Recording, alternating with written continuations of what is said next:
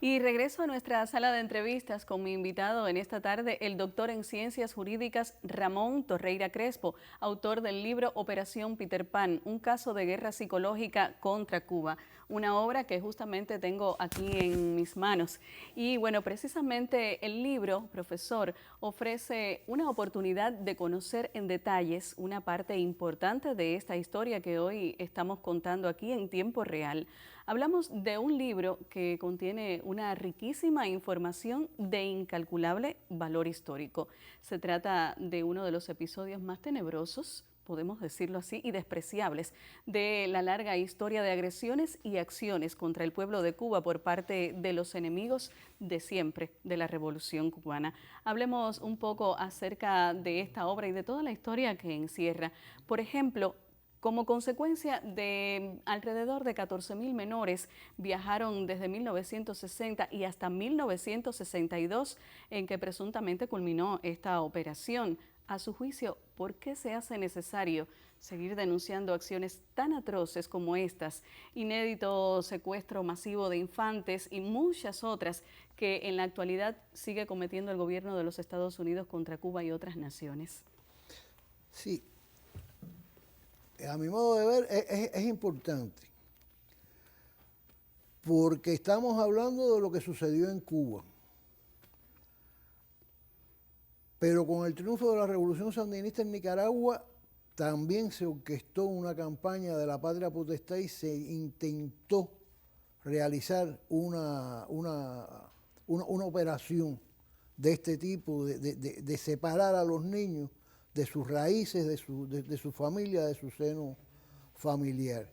Y más recientemente sucedió también con el gobierno de Chávez en época en Venezuela, que fue además muy intenso, fue mucho más intenso la campaña que trataron de orquestar con el mismo principio de la pérdida de la patria potestad, etcétera. Y estos son causas que son muy traumáticas en sentido general, sobre todo para la niñez. Por un problema de tiempo, no hemos podido abordar todo lo que se desarrolló, Todo lo porque que para que se implicó. tenga una idea, hemos reiterado en esta misma ocasión, en varias ocasiones, que la operación Peter Pan concluyó el 22 de octubre de 1962. Sin embargo, te puedo decir que el último campamento de la operación Peter Pan cerró en junio del año 1981. Porque después del 62 los niños siguieron emigrando primero por Jamaica, después emigraron por España, que eran sacados de La Habana hacia Madrid, se alojaban durante 6 meses en unos campamentos de la Iglesia Católica que estaban al pie de las montañas del Escorial. Ahí lo que recibían esos 6 meses era preparación de religión e idioma inglés, y a los 6 meses entonces emigraban para Estados Unidos, iban para los campamentos y se iniciaba todo el proceso. Incluso hay evidencia que demuestra que a partir de diciembre del 65, cuando se inician los llamados vuelos de la libertad, todavía muchos niños salieron sin acompañante. Y esto es algo que es importante, porque es que precisamente a partir de diciembre del 65, con los, a mi modo de ver, más llamados vuelos de la libertad, fue que empezaron a emigrar o sea, que el gobierno de los Estados Unidos le empezó a dar visa a los padres. Porque algo que es esencial, que hay que decir, durante todo este periodo la visa se le daba nada más a los niños, pero se le negaba a los padres. Por eso decimos que es un secuestro y era una forma de obligar a los padres que se quedaron en Cuba. Si te quieres reunir con tus hijos, tienes 2 alternativas.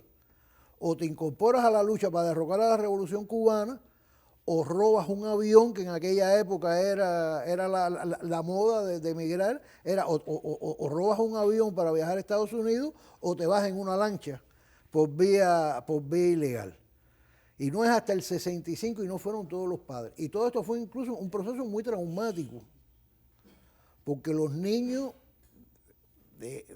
primero encontrar a los niños, en muchos casos resultó difícil. Tarea.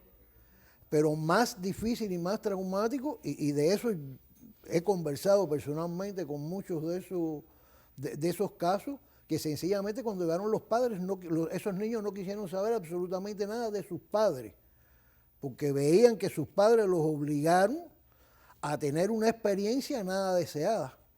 Y estoy hablando de violaciones, estoy hablando de violaciones sexuales, estoy hablando de abusos sexuales, de los niños, te comentaba, los niños que estuvieron en los centros. ¿Te imaginas un niño de la pequeña burguesía, un niño aquí, como decimos nosotros, criado a chocolate y churro, en un centro de rehabilitación, en un centro de delincuentes juveniles? Es que ante algo tan impactante no habría cómo comprender por qué los padres los dejaron ir y era difícil comprender que detrás de eso había toda una trama. Esa es la situación. Es todo. Entonces, estos procesos hay que denunciarlos, que se vea, porque a veces se olvida la historia. Y como dijo un gran sabio a mi modo de ver, cuando un pueblo olvida la historia, vuelve a repetir la misma experiencia negativa. No se puede olvidar la historia. Y sobre todo decir la verdad, porque estamos constantemente siendo acusados de muchas cosas. Bueno, vamos nosotros también a decir todas las barbaridades que se ha hecho contra nuestro pueblo, y esta es una de ellas, porque en definitiva fueron rehenes, se utilizó a niños recién nacidos, adolescentes, niños de 5, 7, 8, 10 años, adolescentes como un instrumento político, de presión política para derrocar a un gobierno. Yo quisiera saber quién puede justificar eso, qué argumento político, qué razón puede haber para utilizar a un niño y sobre todo para separar el trauma que se crea en la familia. Porque por supuesto insistimos en lo que pasaron los niños,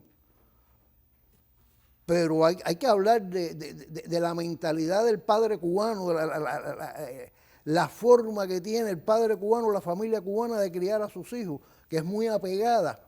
El cordón umbilical no se rompe casi nunca. Separarse es también para los padres fue una decisión muy fuerte y fueron engañados, fueron sencillamente engañados en todo sentido. Pero que además fue un gran negocio en los Estados Unidos. Porque aquí estuvieron millones, cientos, miles de millones de dólares circularon en función de la operación Peter Pan, que en realidad, y es bueno decirlo, no se ha dicho, o sea, el verdadero nombre es el Programa para Niños Refugiados Cubanos sin Acompañante. Ese es el nombre oficial que le dio el gobierno de Estados Unidos y por ahí es para donde fueron todos los presupuestos legales, ilegales, acordados por la Cámara, aprobado del presupuesto especial para contingencia del presidente, más los fondos de la CIA, del Departamento de Estado, etcétera. Bueno, profesor, agradecemos inmensamente que nos haya acompañado esta tarde para hablar en tiempo real acerca de detalles de la operación Peter Pan. Hemos conversado con Ramón Torreira Crespo, autor del libro Operación Peter Pan, un caso de guerra psicológica contra Cuba. Muchísimas gracias a usted. Gracias a Continúe usted. con nosotros.